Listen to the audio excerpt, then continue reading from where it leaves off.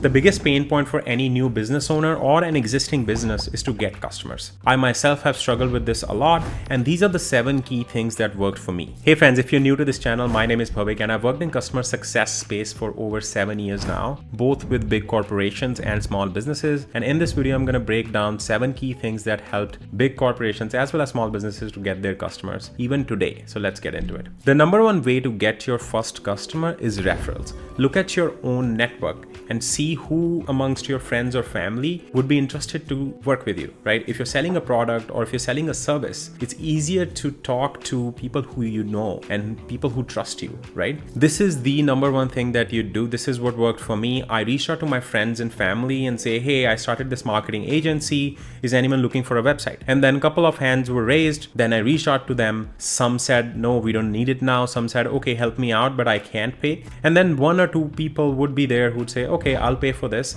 How much does it cost, right? This is how I got my first customer, through referrals. So I literally just reached out to my network and said, hey, anyone need any help with marketing? So this is the biggest thing. I highly recommend reading Alex Hermosi's 100 Million Leads. It gives you really useful insights into how to get your first customers. Okay, let's say you have exhausted your friends and family and now you're moving, like, what do I do now? I don't have any friends, or I've reached out to all of them, nobody wants me. Then the next step would be to go into networking. You need to spend time with like-minded people. You need to spend time with people that you want to sell to, right? So you have to attend events. You have to reach out or meet new people, either through business events or through normal activities like people go hiking. You'll end up meeting new people and you'll end up getting more customers that way. You don't have to think about it like customers. It's just about increasing your network. If your network is small, I encourage you to meet more people every day. So that you can increase that network, and eventually once you have a large enough network, some of those people will be interested in your business. Then also, when you attend these networking events, and if you know what you're talking about, if you know how to market, SEO, stuff like that, any business that you have, if you know about it, you start to become authority automatically, right? Because people in your network know that, hey, this guy talks about this a lot. He probably knows more than me. This is what happened to me in terms of networking, that people reached out to me that, hey, Bhavik, can you help me with this website? Can you help me with this landing page? Could you help? Can I get your advice on this? And then you can say, hey, I run this business.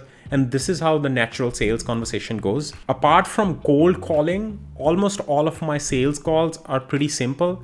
It's just that, how can we help you? What are you looking for?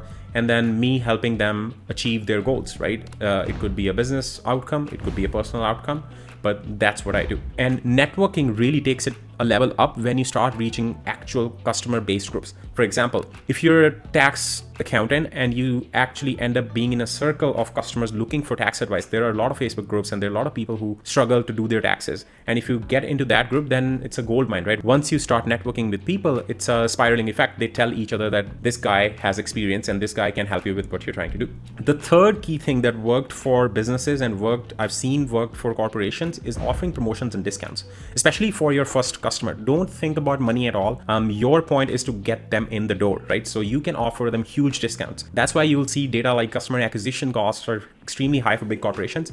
They understand this, right? If you look at an example, let's talk about McDonald's for a second. McDonald's have run this promotion almost every year. It's $1 coffee here in Canada. And then it's a really good promotion because that's a way to get customers in, right? When you buy a coffee, you're more likely to get something else. So they're even having this big set of customers, campaigns and whatnot, they still do promotions to this day because it works. So if you're struggling to get your customers, and I was doing this too, I was hoping to get money right away, right? That's not going to happen. For your first few customers, you have to offer free services or a heavily discounted service so that they can be your testimonial. They can send you a review, and then you can show other customers that, hey, we did this for this client and this really worked for them, right? And the fourth most important thing that a lot of businesses ignore is getting an online presence. I see a lot of businesses even today, they don't have a business website. All of their business is going on either word of mouth or just old customers that had business with you before, right? At some point that will stop working or you will hit a ceiling. And in order to scale up, you need to have an online presence. And if you have no customer at all, then it's even more important, because in order to get discovered online through Google, through Facebook, through LinkedIn, or whatever platform you choose, you have to have an online presence. If you really want to take advantage of it, I suggest going all in on one platform, but initially I would say create accounts across all the platforms so you cover everywhere and you know this is a business, this is a legitimate thing that you're running. And then once you get some traction on one platform, then go all in on that. On top of online events, I also advise you to run your own events. In the beginning of the video, we talk about networking. This is another part of it where you run your own event, you run your own webinars, you run your own series of courses. It could be online, it could be offline, it could be even just for your existing customers so they can spread a word of mouth to your new customers. So if you don't have any customers, I highly recommend this approach. For example, if you're selling marketing services, I highly recommend running a webinar on how to get clients for you and then putting either the flyers offline or promoting it online so people can come to that webinar that is led by you. You automatically become an authority when you run an event or a webinar. You could also be a volunteer or an admin of certain group that runs such webinars. So get included in those events. The point of this is so you become an authority and you're more likely to get some amount of traction or some customers looking out to you. So you don't have to do cold calling and stuff like that. People will already know that, hey, this guy talks about. So this is another way of getting out there and getting your first customer.